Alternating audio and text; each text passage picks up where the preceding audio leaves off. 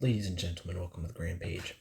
Before I get started on today's video, I want to promote my short story, New Guns in Town. If you like old westerns, stories about mountaineers, this short story will be for you. The link to the short story and my Substack will be in the description. Now on to today's topic. Batman Caped Crusader.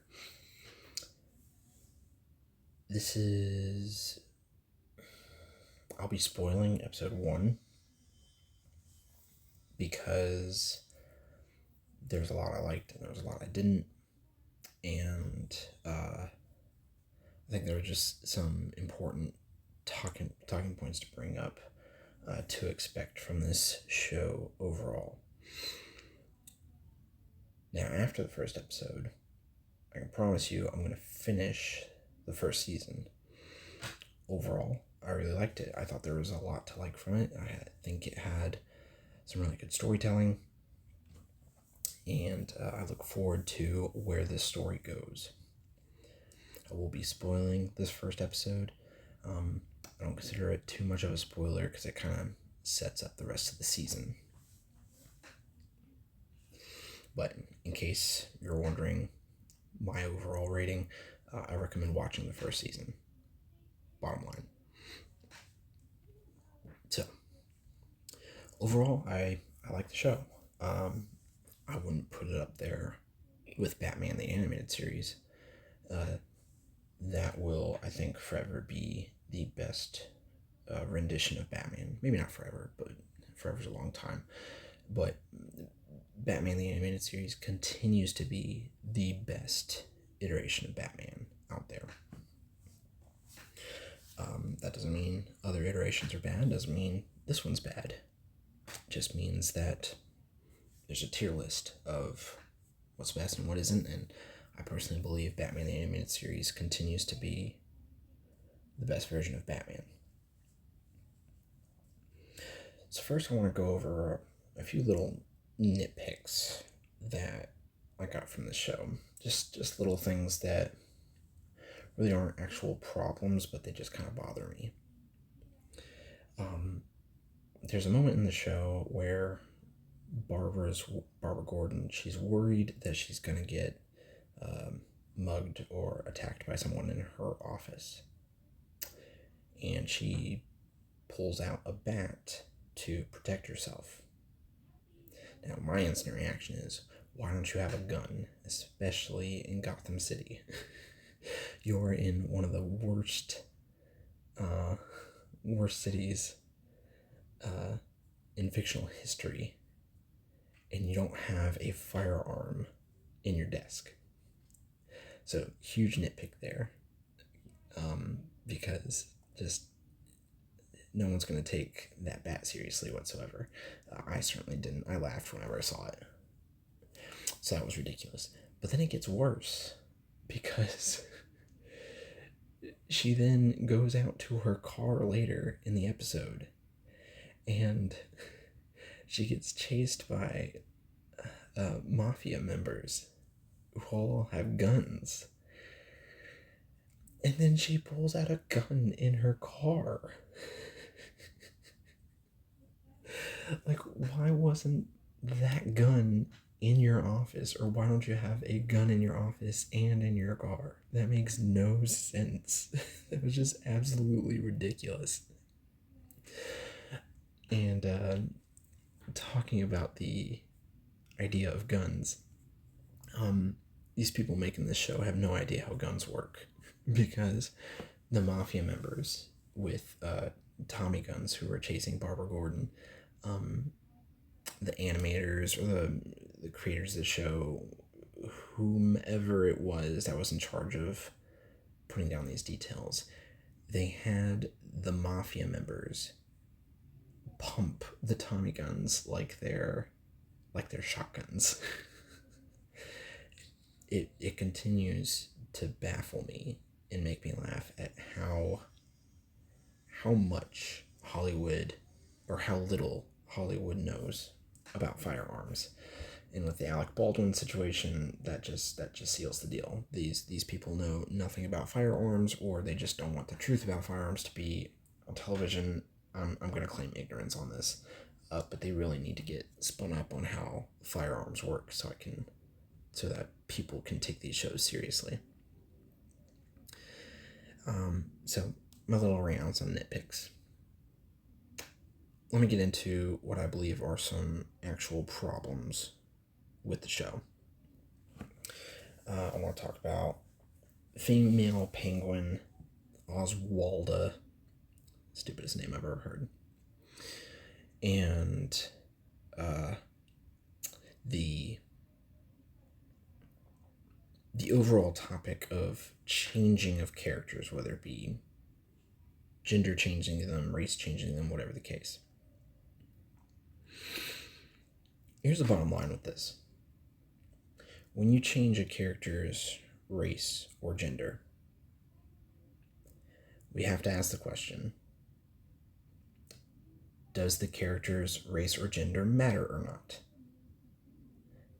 If the race or gender matters, then leave it alone, because it matters. But not most people, but there's a lot of people who would say the race or gender of the character doesn't matter, and so you can just do whatever you want. Okay, fine.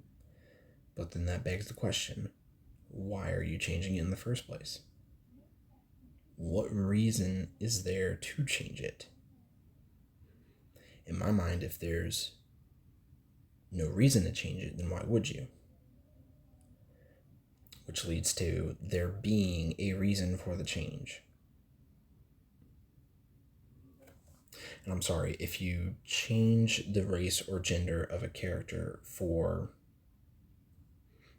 political or cultural, whatever you want, social points, whatever the case, you're virtue signaling. And honestly, that's quite, it's very, lowbrow isn't quite the word, but you're being lazy. I think that's a better way of putting it. You're being lazy. I want points for this, so we're gonna gender flip or race flip or whatever, and because we want social points. New day and age. Perfect example of this is with female penguin. There is nothing they did with female penguin that could not have been done with the male penguin, except one thing, which I will get to here in a second. There's nothing that they couldn't have done with male penguin that they did with female penguin. It's literally just she's quote unquote the penguin, and that's it.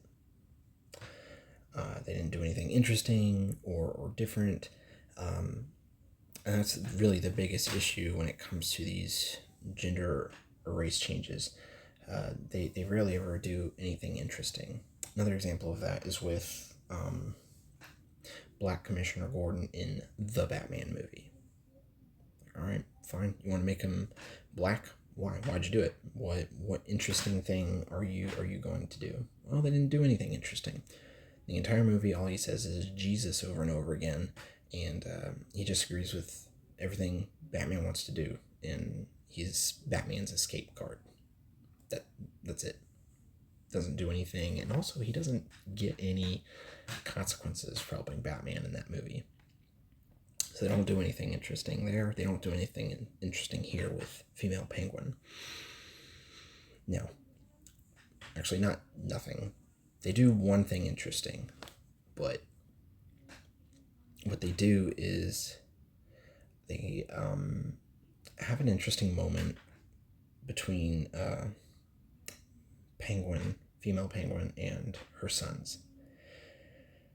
And they did a fairly decent job in such a limited time of showing how important her children are to her, while at the same time willing to get rid of them. And I instantly thought it would have been so much cooler if they made her an original character, because after that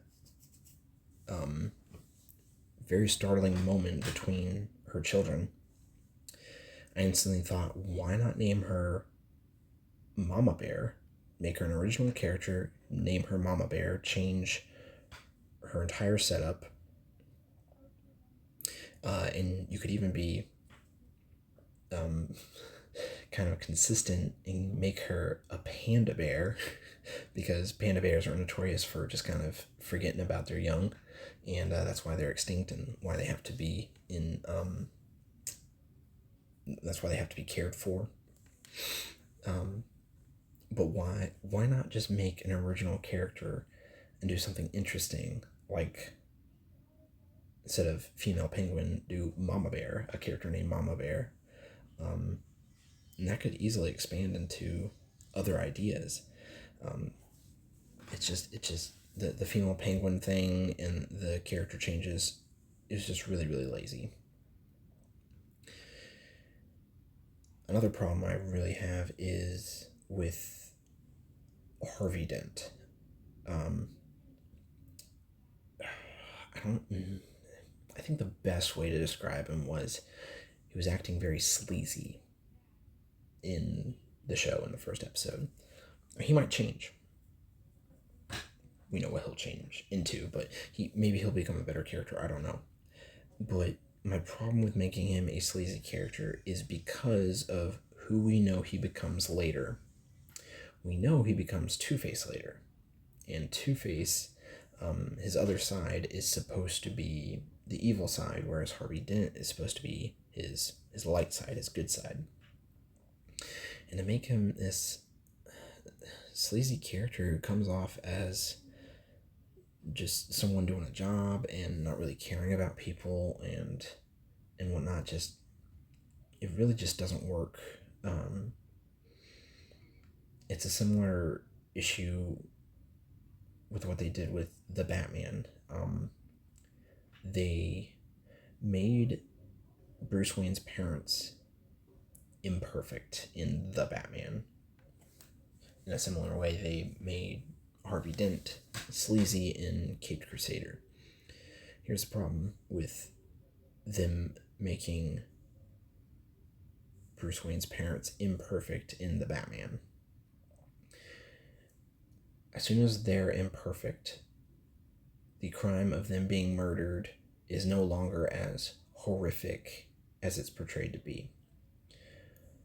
Because we've seen in other forms of media that they were a very important family to Gotham, that they poured their hearts and souls into making Gotham better, or they were good parents, all that stuff. And that makes their murder even worse for Bruce Wayne, because they were good people, they were good parents, they took care of others, they took care of their son. And now all of a sudden we find out that Thomas Wayne was working with the mafia, and wanted his political opponents silenced, and he was willing to work with the mafia to do it. It cheapens, it puts a black stain on the character. And a similar thing is going on here with Harvey Dent, making him all sleazy and gross. It makes you wonder what's the point of his character change later on. So, those are some nitpicks and problems with the show. Let's get to the good stuff. The stuff that makes this show very enjoyable. I really, really like Batman in this show. He's very reminiscent of the 89 Batman, where he doesn't seem nearly as concerned with the well-being of the villains. He outright dodges a bullet and a criminal behind him gets shot. Doesn't really care. Later on in the episode, he straight up runs over 3 mafia dudes, and it catches you off guard, and it's such a great moment in the show. So this isn't the I'm not gonna kill Batman. It's not the I'm going to kill Batman. It's just I'm fighting crime, and if there's collateral damage, it's going to happen. I really, really enjoyed Batman in this. He really, really did. They really did a good job with Batman. I really enjoy the animation. It's very reminiscent of Batman the Animated Series. So it very much reminded me of what I grew up on. It just looks a lot cleaner. I've seen clips of X-Men 97. I really want to watch it. I just don't have Disney Plus, but the animation in X-Men 97 is just jarring to me. I'm not saying it's not good. Animation is obviously excellent in that show, but it doesn't seem to connect with the 90s show as much as Caped Crusader seems to connect with Batman the Animated Series. So, animation, art direction is very reminiscent. If you've seen Batman the Animated Series, you just think, oh, this is Batman the Animated Series, but cleaner, in a slightly different costume for a lot of the characters. Also, the aesthetic, the time period, quote unquote, that the show seems to be in, really, really enjoy that.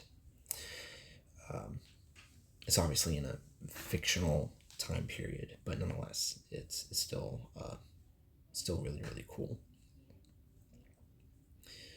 So I really enjoyed this first episode, and I'm really looking forward to watching the rest of the season. That doesn't mean the show isn't without its problems, though. It's just a lot. These race and gender changes are just super lazy because they're not really doing anything interesting with this. My interpretation of it, let me put it that way, my interpretation of these changes are they want social points, they want culture points, and I think that's just lazy. I think people deserve better than that. I think we deserve original characters that do expand on these things that they want to expand on. Bring in more female characters, bring in more characters of all kinds of different races. Diversity is a good thing, but whenever you just do it to pre-established characters, and don't do anything interesting with it, you just make it the same character, but they're gender flipped or race flipped or whatever.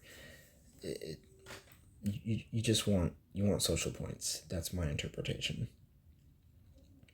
Because they say, I looked at an interview about it, and they said, well, we want to explore other aspects of this character. What are you exploring that couldn't have been explored the other way? And people say, well, the female aspect of Penguin, exploring her motherhood, so to speak. Well, Penguin was never a family man to begin with. So you added that in. Yeah, sure, he's always surrounded by women, but that's because he runs the Iceberg Lounge. He's never been a family man. He's been a crime lord, always. So I just feel like they could have done something so much more interesting with an original character than flipping Penguin and making him a her. But again, despite whatever problems the show has, whatever nitpicks I have with it, it's still worth watching. If you're a Batman fan, absolutely, you should watch it. And if you want to be a Batman fan, I think this is a great entry point to introduce you to a lot of these characters and introduce you to Batman. I think it's great. Just keep in mind that if you watch this show and then go to some other stuff, you'll see some significant changes in between. So that's my review of the first episode. I'm looking forward to watching the rest of the series. and I'll probably do a video on the rest of the series. I'm also working on videos involving the Snyderverse of the DC movies, DC characters. Probably the next video will be on the Ultimate Edition of Batman v Superman. Don't forget, I have New Guns in Town published on my Substack. The link will be in the description of the video. Thank you so much, and as always, I'm your most humble and obedient servant, Page Ghost.